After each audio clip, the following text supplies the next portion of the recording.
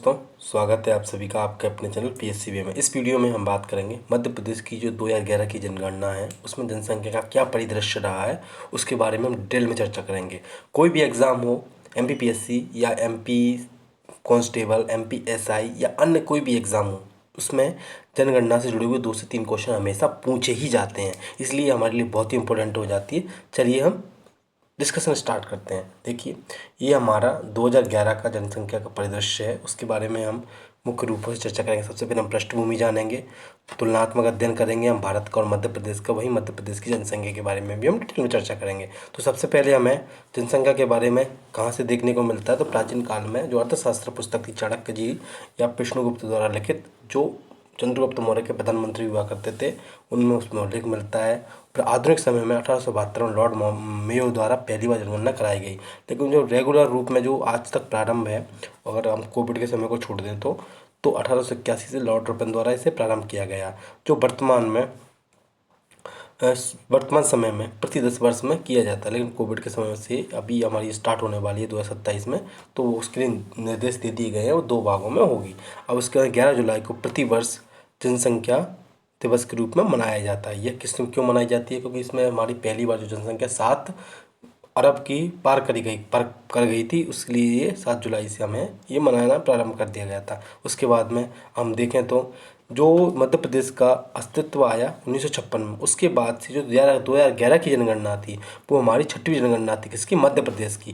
वैसे अगर बोले तो आज़ादी के बाद से हमारे भारत की ये 7वीं जनगणना थी 2011 वाली, और मध्य प्रदेश की पहली जनगणना जो अलग की गई थी वो 1961 में की गई थी। तो 1961, 71, 81, 91 और 2001 और 2011 में हमारी 6वीं जनगणना थी। अब उसके बाद में हम एक बार देख लेते हैं कि मध्य प्रदेश में जो मुख्य धर्म से जुड़े हुए जो लोग हैं जिसमें दिए गए हैं, तो 91% हमारे हिंदू देखे जाते हैं और फिर अन्य अन्य समुदाय से लोग देखे जाते हैं। अब एक क्वेश्चन बनता है, महाविभाजक वर्ष भारत में किसको कहा जाता है? तो 1921 में क्या है, इस समय पे हमारी बहुत सारे अकाल पड़े थे। उस समय ब्रिटिश शासन चल रहा था हमारे देश में, तो हमारी न्यूनतम में चली गई थी, हमारी जनसंख्या बढ़ी नहीं थी बल्कि घट गई थी। उसके बाद में लघु विभाजक वर्ष के रूप में किसको माना जाता है? तो 1951 में जो जन वृद्धि थी वो अधिकतम रही, इसके कारण से लघु विभाजक वर्ष के रूप में बोला जाता है। वहीं great divided year 2021, micro divided year हमारा 1951। एक बार हम देख लेते हैं, जो मध्य प्रदेश है उसमें 10 लाख की आबादी वाले जो शहर कौन कौन से हैं। एक हमारा इंदौर, भोपाल, जबलपुर, ग्वालियर। ध्यान रखना, इसमें ज़िले की बात नहीं हो रही है। एक ज़िले की जो पॉपुलेशन होती है वो अलग होती है, जबकि एक शहर की पॉपुलेशन अलग होती है, शहरों की है। वैसे तो 32 लाख से अधिक है इंदौर की जो पूरी पॉपुलेशन है। वहीं ग्वालियर की टोटल पॉपुलेशन की बात किया 27 लाख के आसपास हो जाती है, लेकिन जो हमारी ग्वालियर शहर में निवास करती है वो कितनी है? तो ये 4 शहर हैं हमारे, जहाँ पर पॉपुलेशन 10 लाख से अधिक देखने को मिलती है। अब हम देख लेते हैं जो मध्य प्रदेश का जो तुलना है भारत की उससे, तो जनसंख्या हम बात करें तो मध्य प्रदेश की है 7,26,26,000 भी है, उसके बाद भी आती है जनसंख्या। और 2011 की जनगणना में भारत की जो जनसंख्या है वो 121 करोड़ देखने को मिल जाती है। वहीं जनसंख्या घनत्व मध्य प्रदेश का 236 व्यक्ति पर वर्ग किलोमीटर, और वहीं हमें देखने को मिल जाता है हमारा जो देश का 382 व्यक्ति पर किलोमीटर। वहीं जनसंख्या वृद्धि कितनी हुई थी 2011 से लेकर 2011 में, या 20.37%, 35%। वहीं 17.17% हमारी प्रतिवर्ष जो 2001 से लेकर 11 तक यहाँ देखने को मिली। लिंगानुपात 931 देखने को मिलता है, वहीं यहाँ पे लिंगानुपात 943 देखने को मिलता है। उसी प्रकार साक्षरता 69.32 या 32%, वहीं यहाँ 73% हमें देखने को मिल जाता है। पर आगे हम एक बार डिस्कशन करें तो ये हमारी एक रफली तुलना हो गई हमारी भारत से। अब हम देख लेते हैं मध्य प्रदेश की जनसंख्या को मुख्य रूप से। तो इसमें हमें देखने को मिलता है कि मध्य प्रदेश में सबसे पहले हम देखते हैं मध्य प्रदेश की जनसंख्या में सर्वाधिक लिंगानुपात किसमें हमें थोड़ी जनसंख्या कहाँ देखने को मिलती है? तो IJS याद रखना है, IJS तो कहाँ पे है? इंदौर, जबलपुर, बस सागर। इंदौर, जबलपुर, बस सागर हमें सर्वाधिक देखने को मिल जाता है। उसके बाद में हम देखें न्यूनतम जनसंख्या कहाँ देखने को मिल जाती है हमें, तो जो वर्तमान में अभी जो हमें निर्मित हो चुके हैं जिले, उनको भी हमने शामिल कर रखा है। तो पादुना और निवाड़ी और हरदा कहाँ पे, PNH कौन सा, पादुना, निवाड़ी और हरदा, जो नवीन बनाया हमारा उसको। अब उसका क्षेत्रफल, पहले छिंदवाड़ा सबसे बड़ा हुआ करता था, उसके बाद सागर आता था, फिर शिवपुरी, फिर शिवपुरी, फिर सागर आता था, लेकिन अब क्या हो गया, शिवपुरी सबसे बड़ा हो गया, शिवपुरी, छिंदवाड़ा, सागर, क्योंकि पाडुना इससे अलग हो गया। तो ऐसे याद कर लेना, SCS, ऐसे याद कर लोगे आप तो याद हो जाएगा आप, SCS, ये SCS याद कर लीजिए, वो याद हो जाएगा, शिवपुरी, छिंदवाड़ा व सागर। सबसे छोटे कौन से हैं, निवाड़ी, दतिया और भोपाल, NDB, ठीक है। तो याद रखना, नेशनल डेयरी बोर्ड जो है उससे याद रखिएगा। तो सबसे कम क्षेत्रफल वाला है, जिले है मध्य प्रदेश में। अब उसके बाद में हम देख लेते हैं, अब इसके बाद में यहाँ देखना, ये पूरा वो लगा है, लेकिन सबसे बड़ा जिला हुआ करता था अगर 2011 की जनगणना से देखा जाए तो छिंदवाड़ा। वहीं दतिया जिला पोर्टल में हमें इतना दिखाई देता है, और यहाँ पे इसकी जो संख्या है वो अलग दिखाई दी है। अब लिंगानुपात के बारे में बात कर लेते हैं। लिंगानुपात क्या होता है, प्रति 1000 पुरुषों पर कितनी महिलाओं की संख्या है उसको लिंगानुपात कहा जाता है। तो ये सब उसमें लिखी हुई है। तो हमारे यहाँ पे जो मध्य प्रदेश है तो 931 महिलाएं हैं प्रति 1000 पुरुषों पर। रीवा का लिंगानुपात हमारा जो राज्य का लिंगानुपात है उसके बराबर हमें देखने को मिलता है। तो पेपर में कई बार क्वेश्चन पूछ लिया जाता है, तो ध्यान रखना। लिंगानुपात सबसे ज़्यादा कहाँ देखने को मिलता है, जहाँ जनजातियाँ सबसे ज़्यादा निवास करती हैं। तो क्या है, बाम, याद रखिएगा, लिंगानुपात या अधिक तो क्या है, हम बाम लगाते हैं। तो बाम माने मैंने ऐसे याद किया था इसको, तो बालाघाट, अलीराजपुर व मंडला। तो याद लगी 10-21। ये बार पूछा जाता है कितने जिलों का जो हमारा लिंगानुपात है वो 1000 से अधिक है। तो 4 जिले ऐसे हैं हमारे जिनका लिंगानुपात 1000 से अधिक है, 1000 है। तो इसके साथ में अलीराजपुर का भी नाम आ जाता है, छिंदवाड़ा भी, डिंडोरी का भी बाद में इसमें नाम जुड़ जाता है। उसके बाद में हमारा PNG क्या है, भिंड, मुरैना, ग्वालियर। ये हमेशा में लिंगानुपात में हमें कम देखने को मिलेंगे, और हमारे ST समुदाय में भी हमें कम देखने को मिलेंगे। बाम हो गया, बालाघाट, अलीराजपुर व मंडला। और ये कैसे हो गई याद, ये BNG याद रखना।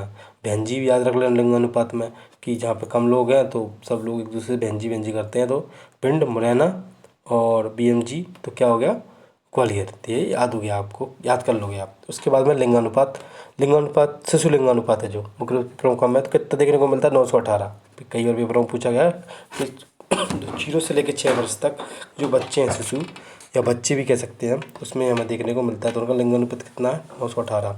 एक किस में सबसे ज़्यादा देखने को मिलता है, अलीराजपुर में, दूसरे नंबर पर डिंडोरी और मंडला में, फिर तीसरे नंबर पर बालाघाट में। बालाघाट और जो ओवरऑल है उसमें तो अधिक है, लेकिन लिंगानुपात जो बच्चों वाला है उसमें कम देखने को मिलता है। वहीं हम बात करें तो इसमें मुरैना ऊपर आ जाता है, पहले इसमें भिंड ऊपर था, ग्वालियर, और फिर उसके बाद नीचे से स्टार्ट हो जाता है, उल्टी चक्री स्टार्ट हो जाती है, भिंड तीसरे नंबर पर आ जाता है। वहीं हम अब आप अगले उस पर देखें, जनसंख्या घनत्व है उसके बारे में, तो प्रति किलोमीटर में कितने लोग रह रहे हैं उसके बारे में। वहाँ पर कितना था हमारा, 236 है, और देश का कितना था, 382 था हमारा। तो सबसे ज़्यादा घनत्व कहाँ पे देखने को मिलता है, जब राजधानी क्षेत्र है मुख्य रूप से, और दिल्ली में भी हमारे यहाँ सबसे ज़्यादा है। तो उस गाड़ी 11 या 12 हज़ार के, अब तो ज़्यादा 15 हज़ार के ऊपर निकलेगा जो नई जनगणना आएगी। भोपाल, इंदौर, भाईजी, ज़्यादा लोग रहते हैं तो कहते हैं ना भाईजी थोड़ा सरक जाइए, तो भाईजी याद करिएगा, भोपाल, इंदौर और हमारा जबलपुर। उसके बाद में DSP अगर कहीं भी भीड़ इकट्ठी हुई तो उसको अलग कर देते हैं पुलिस वाले आके, तो DSP याद रखिएगा। डिंडोरी, श्योपुर, पन्ना 94, 104 व 142। पन्ना का कितना, 142। सॉरी। अब है हमारी जनसंख्या वृद्धि। सबसे ज़्यादा जनसंख्या वृद्धि कहाँ हुई, तो इंदौर, IJB। तो कहाँ पे हुई सबसे ज़्यादा वृद्धि, ऐसे याद, मैं तो ऐसे याद किया और मुझे याद हो भी गया, मेरा गलत नहीं होता है क्वेश्चन, मैं लगाता हूँ। तो इंदौर, झाबुआ, भोपाल। कैसे इंदौर, झाबुआ कितने %, 32%। 32 लाख ही इसकी जनसंख्या ही पाई जाती है, ध्यान रखना। 32% झाबुआ में, 30%, जो भोपाल में हमें 28% की वृद्धि देखी गई है। उसके प्रकार सबसे कम कहाँ है हमारा, ABC। क्रम से याद रखिएगा, सबसे ज़्यादा वृद्धि कहाँ हुई, ABC। प्रारंभ में होते हैं हम, न्यूनतम ही फेस तो होता है ABC का, तो अनूपपुर, बैतूल व छिंदवाड़ा, ABC हमें याद करना है। उसके बाद हमें लिटरेसी, एक ध्यान रख लेना, बीच में 69 लिखना है, 10 पुरुषों के लिए बढ़ा देना, 10 महिलाओं के लिए माइनस कर देना, ये हमें देखने को मिलेगा। तो आगे जब हम पुरुष साक्षरता देखेंगे और लेडीज साक्षरता देखेंगे उसमें ये अंतर देखेंगे। तो हमारी सर्वाधिक साक्षरता कहाँ है, हमारी जबलपुर सबसे ज़्यादा शिक्षित है, दूसरे नंबर पर इंदौर है, फिर भोपाल में देखने को मिल जाता है, जबलपुर, इंदौर, भोपाल। न्यूनतम कहाँ है हमारा, अलीराजपुर, झाबुआ, बड़वानी, एक दूसरे के पास में जो है अलीराजपुर, झाबुआ व बड़वानी। भीड़ बहुल क्षेत्र है पश्चिमी मध्य प्रदेश में, सबसे कम जो शिक्षा पाई जाती है, और वहीं दूसरे नंबर पर हमारी इंदौर में पाई जाती है। अधिकतम। पुरुषों में 78 है, टोटल 69 था, 10 प्लस किए 78, मतलब लगभग 79 के आसपास आ गया। इसमें से 10 माइनस किए तो मतलब लगभग 59 यहाँ पे आ गया। तो ये महिलाओं पुरुषों में देखने को मिल जाता है। सबसे ज़्यादा पुरुषों में कहाँ देखने को मिल जाती है, जो पहला जो क्रम था वही जबलपुर, इंदौर, भोपाल, लेकिन अभी नीचे जाएंगे ना महिलाओं में भोपाल ऊपर आ जाएगा, और सेम वही कंडीशन जो नीचे वाली थी वो ऊपर सेम टू सेम रहेगी। उसके बाद में इसमें भोपाल ऊपर आ गया और सब नीचे चले गए। जबलपुर दूसरे नंबर पर, फिर तीसरे नंबर पर। जो पहली जो कंडीशन थी वो तैसी की तैसी यहाँ पे बनी हुई है। अलीराजपुर, झाबुआ और बड़वानी। अब हम देखते हैं नगरीकरण। मुख्य रूप से नगरीकरण का जो विकास हो रहा है वो हमें देखने को मिलता है। सबसे ज़्यादा नगरीकरण कहाँ है, 80% भोपाल में है, क्योंकि भोपाल मुख्य रूप से बनाया ही राजधानी से जुड़ा हुआ है, तो ग्रामीण क्षेत्र बहुत कम देखने को मिल जाता है हमें। उसके बाद इंदौर और फिर जबलपुर, वो ग्वालियर। कौन से हैं सबसे ज़्यादा नगरीकरण, भोपाल, इंदौर, फिर ग्वालियर। उसके बाद में या दास, जो नगरीकरण नहीं रहता तो ग्रामीण में अधिकतम होंगे, तो लोग क्या है पहले जो नगरीय लोग गांव के लोगों को क्या बनाते थे, दास बना के रखते थे। तो नगरीकरण नहीं है वहाँ पे, तो ग्रामीण क्षेत्र अधिक होगा। तो डिंडोरी, अलीराजपुर और सिंधी वाले क्षेत्र को दास हैं, तो ये आप याद कर लीजिएगा मुख्य रूप से। और भोपाल, इंदौर और ग्वालियर ये नगरीकरण अधिकतम पाया जाता है हमें। जहाँ पे नगरीकरण कम है तो वहाँ ग्रामीण अधिक होगा, तो वो हम वहाँ पर देख लेना है, कोई परसेंटाइल में देख रहा है, दास बना के रख रहा है हमें वो। आप हम यहाँ देख लेते हैं जो हमारी अनुसूचित जाति व जनजातियाँ हैं उनसे संबंधित कुछ तथ्य देख लेते हैं। जैसे कि एससी, फिर एसटी। एससी को परिभाषित कहाँ किया गया, 366(24) में, इसको 366(25) में। संविधान वर्णन 341, इसका 342 में। जनसंख्या मध्य प्रदेश में 15.6% टोटल जनसंख्या की मध्य प्रदेश की, इसकी 21.1%।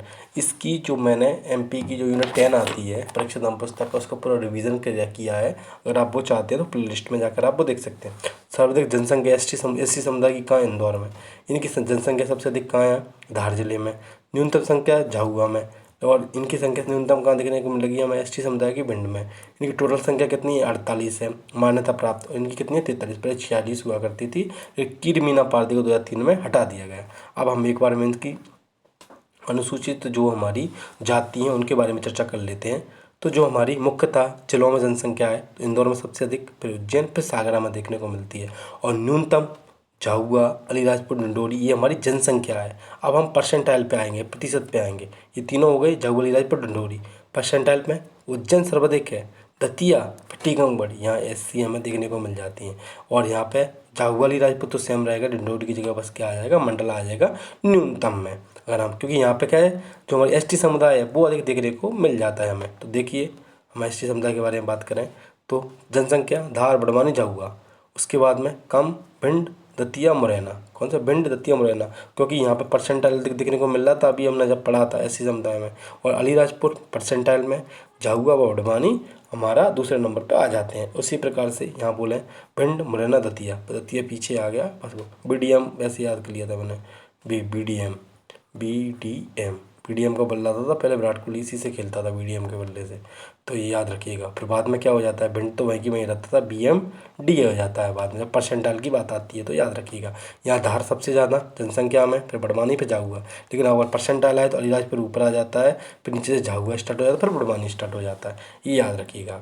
आगे देख लेते हैं हम संभागों के बारे में, कि जो सबसे ज़्यादा जनसंख्या अगर किसी संभाग में पाई जाती है तो इंदौर संभाग, फिर जबलपुर संभाग, फिर उज्जैन संभाग। उसके बाद में सबसे कम जनसंख्या शहडोल संभाग, फिर नर्मदापुरम, फिर चंबल संभाग में हमें देखने को मिलती है। अब हम कुछ जो महत्वपूर्ण तथ्य हैं हमारे उनके बारे में देख लेते हैं कि जो 2011 की जनगणना थी तो मध्य प्रदेश में टोटल जनसंख्या वृद्धि थी तो 20.3% देखने को मिलती थी हमें। उसी प्रकार से 2011 के, देखो जिस सब जो पेपर में क्वेश्चन आए हुए हैं वो ये लिखे हुए हैं। तो मध्य प्रदेश में जनसंख्या के तो बालाघाट का लिंगानुपात सर्वाधिक अधिक देखने को मिलता है हमें। तो बाम मैंने याद किया था, बाम, अलीराजपुर, फिर मंडला, फिर उसके बाद डिंडोरी भी आ जाता है 1000 पर। उसी के बाद में सर न्यूनतम जो बाल जनसंख्या देखने को मिलती है हमें तो हरदा में है। उसके बाद 2011 के वितरण की दृष्टि से मध्य प्रदेश सबसे छोटा जिला उस हरदा था। उसके बाद में जनसंख्या की जो साक्षरता है वो 69.3 है, घनत्व 236 है, शिशु मृत्यु दर जो नए आंकड़े आए थे उसमें 42 देखने को मिली थी, तो वो सही है। उसके बाद में मध्य प्रदेश में जनसंख्या प्रतिशत जो शहरी प्रतिशत है वो 27.6, ग्रामीण 72.6, दोनों को जोड़ दो 100% हो जाएगा। उसी प्रकार से क्रम जो मध्य प्रदेश में तो कुल श्रमिक कितने हैं तो 69.8%। वहीं कुल कार्यशील जनसंख्या 43.5 हमें देखने को मिल जाती है। उसके बाद में हम आप देख लेते हैं जो मध्य प्रदेश में जन्म दर व मृत्यु दर से जुड़ी हुई कुछ आंकड़े हमें जो नया आर्थिक सर्वेक्षण आया था उसमें देखने को मिले कि 2011 में तो इतने थे, लेकिन हमारी जो जन्म दर है वो 24.1 हो चुकी है और मृत्यु दर हमारी 6.5 हो चुकी है। अब हम आगे देखते हैं कि जो शताब्दियों में हमारी जनसंख्या वृद्धि कैसी रही। अनियमित जनसंख्या वृद्धि काल रहा हमारा 1901 से लेकर 1921 तक, और नियमित जनसंख्या हमारी 1921 से लेकर 51 तक देखी गई। तीव्र वृद्धि देखी गई हमारी 51-71 में। जो 51 वाला काल है वो उसमें 51-61 में अधिक वृद्धि देखी गई। जनसंख्या वृद्धि दर घटने का कारण का काल क्या था, जो हमारा 1971 के बाद से मुख्य रूप से हमें देखने को मिला। अब हम आगे देख लेते हैं 2011 की जनसंख्या आयु संरचना।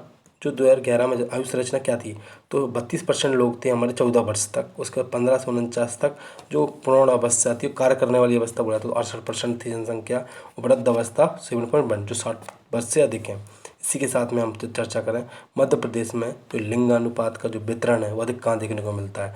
950 से अधिक जो अगर लिंगानुपात है वो हमें 21 जिलों में देखने को मिलता है, जिसमें मालवा का पश्चिमी भाग व सतपुड़ा वाला मुख्य रूप से हमारा जो जनजातीय बहुल क्षेत्र है उनमें जो लिंगानुपात है वो 250 से अधिक देखने को मिलता है। वहीं 900 से 950 कहाँ देखने को मिलता है, इसके भी 21 जिले हैं जिनमें महिला पुरुष का अनुपात देखने को मिलता है, जिसमें पूर्वी मालवा, नर्मदा घाटी, बरीवा, पन्ना, पटारा देखने को आ जाता है। आगे देख लेते हैं।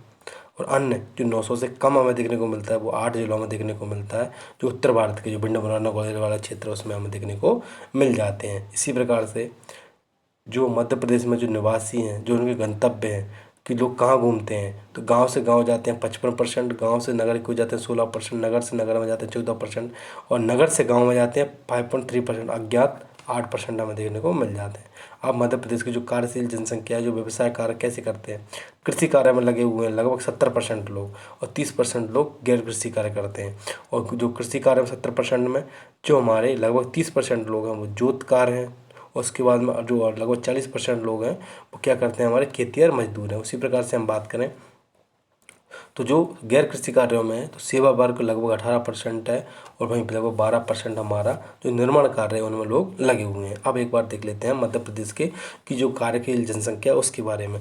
कार्यशील जनसंख्या कार्य की जो सहभागिता दर है उससे जुड़ा हुआ रहता है, जो लोग कृषि, व्यापार, मजदूरी में संलग्न है उनके बारे में। तो मध्य प्रदेश की जो कार्यशील जो जनसंख्या है वो 43.5% है, और भारत की कार्यशील जनसंख्या लगभग 39.8% से अधिक देखने को हमें मध्य प्रदेश में देखने को मिलती है। वहीं मध्य प्रदेश की कुल कार्यशील जनसंख्या की सहभागिता दर कितनी है, जो मैंने बताई 43.5।